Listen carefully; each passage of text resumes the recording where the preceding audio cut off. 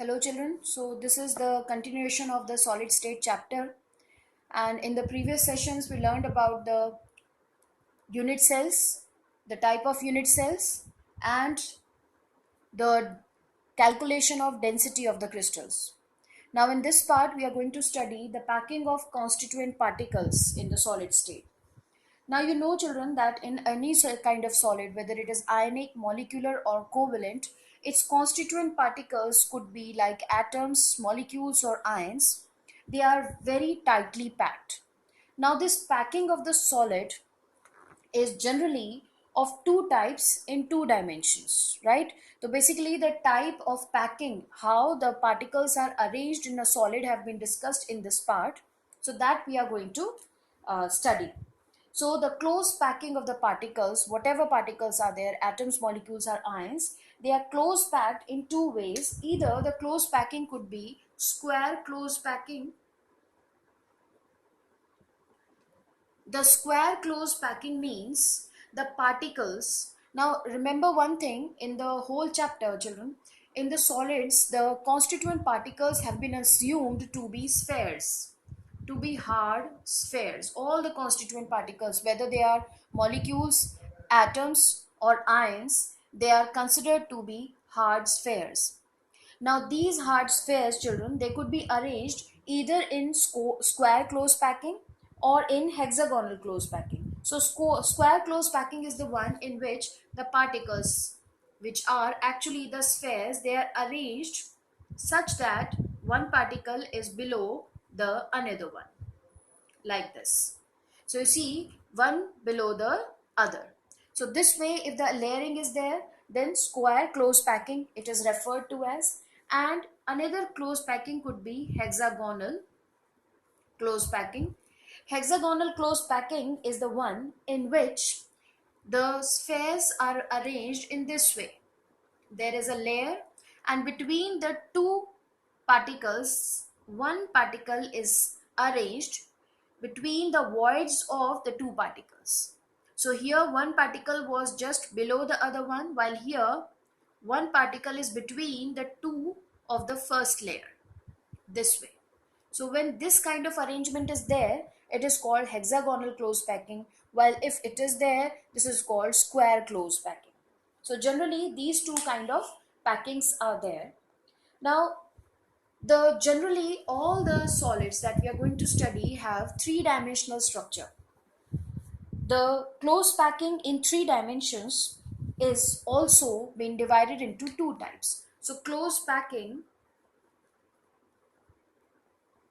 is basically three-dimensional in all the solids, and those three-dimensional close packing we are going to learn. Now you see, in three-dimensional close packing, the first close packing is referred to as hexagonal close packing or HCP. Hexagonal close packing or HCP. Here, the arrangement of the spheres is same as we just discussed, hexagonal close packing, but this is in three-dimensional nature. What you have to remember here is that the coordination number in hexagonal close packing is 12. Now, what is this coordination number we need to understand? Coordination number is that number by which the particular sphere is in direct contact with. During the packing of the particles in a crystal, one sphere or one particle is surrounded by other particles also. So that number of particles which is surrounded by a particular numbers, or it is in direct contact with other particles, is this coordination number. So when we say the coordination number of is 12, that means one sphere is in direct contact with 12 other spheres, is in direct contact with 12 other spheres. When coordination number is 8, that means one sphere is in direct contact with 8 other spheres. So that is what we call coordination number. So in hexagonal close packing, the coordination number is 12. There is another close packing that is referred to as cubic close packing or CCP. In CCP close packing also, it is three-dimensional, and here also the coordination number is 12. Here, one more thing you need to remember, that in cubic closed packing, the particles are arranged in such a way that the unit cell, the mode of packing of the unit cell is also FCC. We have studied what is FCC unit cell. So in cubic closed packing, the particles are also arranged in FCC type. So CCP and FCC unit cell or closed packing is same, and the coordination number is 12. The examples of the compounds or metals which have the cubic closed packing or FCC, which are the same, are like copper, silver, gold. There are some metals which have cubic closed packing, some are there which have hexagonal closed packing, right? The third closed packing is body centered cubic arrangement. Body centered cubic arrangement. In body centered kind of packing, this is the third one as compared to the body centered cubic packing, and here the coordination number is 8. So whenever the packing is body centered, that means one particle is in direct contact with 8 other particles, that is its coordination number. So in body centered closed packing, the examples of the compounds or solids or metals having coordination number 8 are like crystals of lithium, right? Sodium. These are all having body centered cubic closed packing. So we learned that the three-dimensional closed packing in the solid is of three types: HCP, hexagonal closed packing. Second is CCP or cubic closed packing or FCC. And the third one is body centered cubic closed packing, where coordination number is 8. Now, when the particles are arranged in any one of these kind of packing, they also leave certain space in between. So the empty space which is left between the particle when they are arranged in layers in either HCP, CCP or BCC kind of arrangement, then that empty space between the spheres that is left is known as voids or interstitial sites. Voids or interstitial sites or vacant spaces or vacant spaces. So the empty space which is left between the particles when they are arranged in any kind of arrangement is referred to as voids, interstitial sites or vacant spaces. So in close packed structures now, there are two kind of voids that we will study.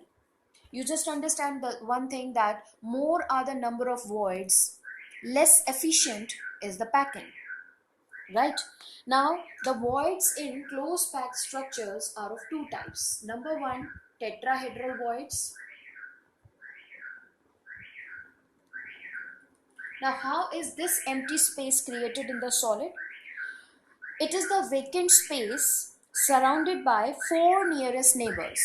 So suppose three spheres are arranged in this way, and it is a three-dimensional structure having the fourth sphere at the back of these three, and then the space that is left between them is referred to as tetrahedral void.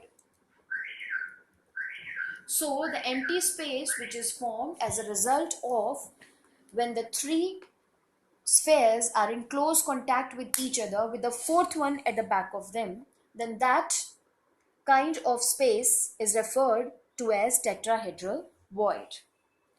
Then remember one thing, that the number of tetrahedral voids in any crystal is double the number of constituent particles. So remember this thing, the number of tetrahedral voids is twice of the number of constituent particles. So as many are the constituent particles in the solid, the twice of it is the number of tetrahedral voids. Similarly, we have second void, type of void in the crystals, that is octahedral voids. Octahedral voids. Now octahedral voids, how it is formed? It is formed when six spheres are in close arrangement with each other, when six spheres are in close contact with each other in three-dimensional structure and they leave a space, then that space is known as octahedral void. The six spheres that are arranged in octahedral disposition in octahedral way, and then if the space is left between them by the six particles in close contact with each other, that space is referred to as octahedral void. Now, number of octahedral void is equal to the number of particles. So this is something you need to remember, that the number of tetrahedral void is twice the number of constituent particles in a solid, while the number of octahedral void is equal to the number of particles in the solid. Now, in any ionic solid, you have cations as well as anions.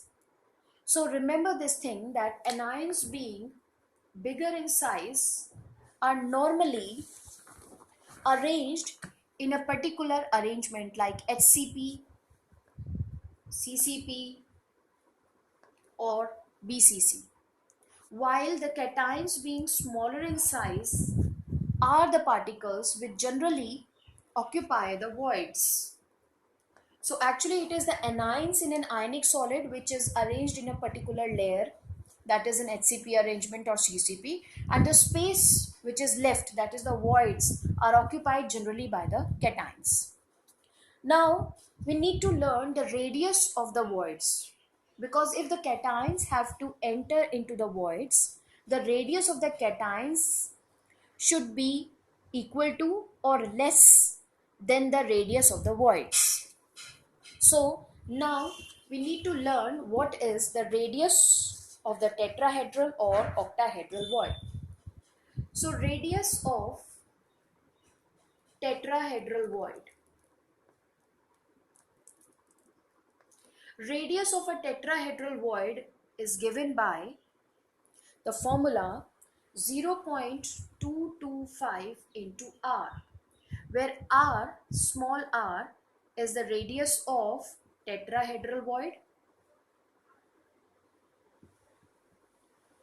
while capital R here refers to the radius of sphere, that is the particle, which is arranged in a particular arrangement, HCP, CCP or BCC. So this R is the radius of the sphere, and that sphere which is arranged in a particular arrangement is generally anion. So the radius of a tetrahedral void is equal to 0.225 times the radius of the sphere, that is the anions. If the radius of the cation is smaller or equal to then that cation can enter or can be placed into that tetrahedral void. If the radius of the cation is more than the radius of the tetrahedral void, then that cation cannot be placed into the tetrahedral void. So this radius you need to learn. Also, the radius of octahedral void is given by the formula 0.414 into r. That is, the radius of an octahedral void is 0.414 times the radius of the sphere, that is the anion. So if the cation has to enter an octahedral void, then the cation's radius should be smaller than the radius of the octahedral void. And the radius of octahedral void is given by the formula 0.414 times the radius of the sphere, and these spheres are generally the anions. So if we compare the radius of the cation and anion, then also we can predict the kind of crystal in which they may crystallize. So there is a topic which we will refer to as radius ratio, and we will understand from this radius ratio that how we can specify that in which kind of void the particular cation will enter into. So we are going to learn the next topic, that is radius ratio, which is r plus upon r minus. R plus is the radius of the cation and R minus is the radius of anion. So if we compare the radius of cation and anion, then their values may give the idea of what kind of void will be created in the crystal, and the cation will occupy what kind of void. So you see, I'm writing over here the radius ratio and the coordination number